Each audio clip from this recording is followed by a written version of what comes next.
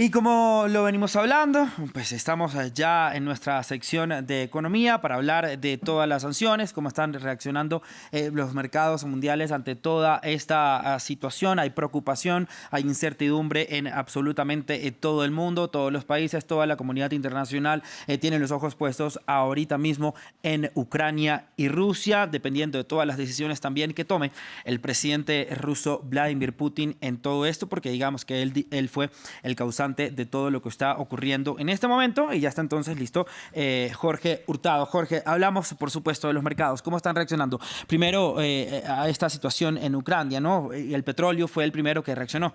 Así es, pero comentándote un poco el panorama general de las acciones en el mundo, hubo una gran salida o una gran venta masiva, por así decirlo. Las acciones mundiales se desplomaron tras la acción militar rusa en Ucrania, mientras Washington y Europa prometen más sanciones a Moscú que pueden hacer tambalear incluso la economía mundial. Los índices de referencia del mercado en Europa y en Asia cayeron hasta un 4%.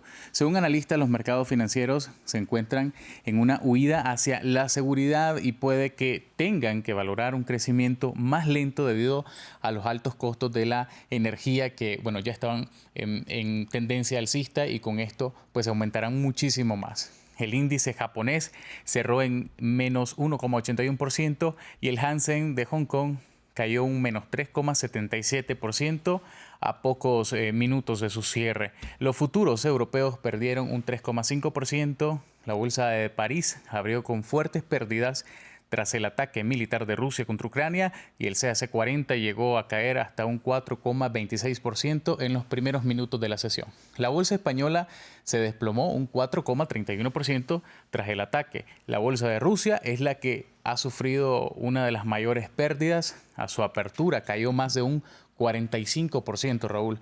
Veamos qué opinan los analistas de mercado de este comportamiento tras el conflicto o el aumento de las tensiones en Europa del Este. Vemos la clásica reacción a esto. El precio del oro aumenta, las deudas de los estados aumentan y por desgracia el petróleo y el gas también. Las bolsas se han desplomado, pero intentan recuperarse ya que vemos un factor positivo todavía en este desastre. Omicron está disminuyendo. Esto significa que la economía global puede volver a respirar. Espero que la invasión rusa no destruya las cadenas de suministro y el sentimiento de modo que cause daños. Pero hay que mantenerse unidos y me parece muy importante tener siempre un ojo puesto en China. A los chinos no les interesa una economía mundial débil y les gustaría seguir haciendo negocios con Estados Unidos y Europa. Ahora sí, Jorge, como adelantaba al principio, hablemos de cuál es la situación actual del petróleo. Así es, bueno, el índice de referencia Brent superó por primera vez los $100 y esto no sucedía desde 2014. La escalada en Europa del Este genera un movimiento alcista en este mercado que ya venía presionado desde finales del año pasado. Esto porque el suministro de petróleo en todo el mundo no logra seguir el ritmo de la recuperación post-pandemia. También sucede en un contexto en que la coalición de países exportadores de petróleo OPEP tienen dificultades para restablecer la producción. Esta semana, la firma JP Morgan Chase aseguró que es probable que los precios del petróleo se sitúen en una media de $110 en el segundo trimestre. El gobierno de Joe Biden incluso estudia la posibilidad de volver a recurrir a su suministro de energía, de emergencia, de petróleo, en coordinación con sus aliados para contrarrestar el aumento de los precios provocados por las medidas de Rusia contra Ucrania. A finales del año pasado, se recurrió a estas reservas para liberar la tensión de los altos precios de combustible a nivel mundial que tiene su incidencia en los altos niveles de inflación. Aparte del petróleo y gas, Rusia es también un gran productor de aluminio y trigo, así como Ucrania. Otra de las consecuencias es el aumento del precio de múltiples materias primas que contribuirá al repunte de la inflación hasta el nivel más alto en décadas, según expertos. El trigo rompió un nuevo récord en Europa y llegó a los 344 euros por tonelada debido a la invasión de Ucrania. Por ahora, la Casa Blanca y Europa anunciaron sanciones para algunos bancos, la deuda soberana y élites rusas. Jorge, y tras la primera ronda de sanciones contra Rusia, ya se anunciaron nuevas medidas.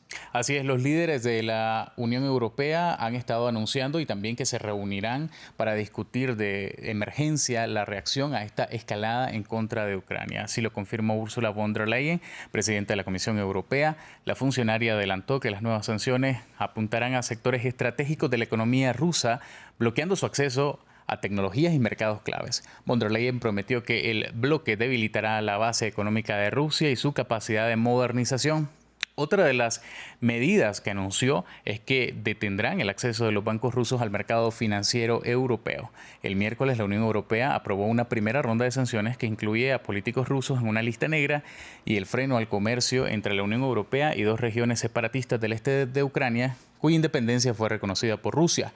Este sería el paquete de sanciones más duro que jamás se haya aplicado, según dijo el jefe de la política exterior del bloque, Josep Borrell. Borrell agregó que este es uno de los momentos más oscuros para Europa desde el final de la Segunda Guerra Mundial. El primer ministro del Reino Unido, Boris Johnson, prometió también acordar un paquete masivo de sanciones económicas diseñadas para frenar a la economía rusa.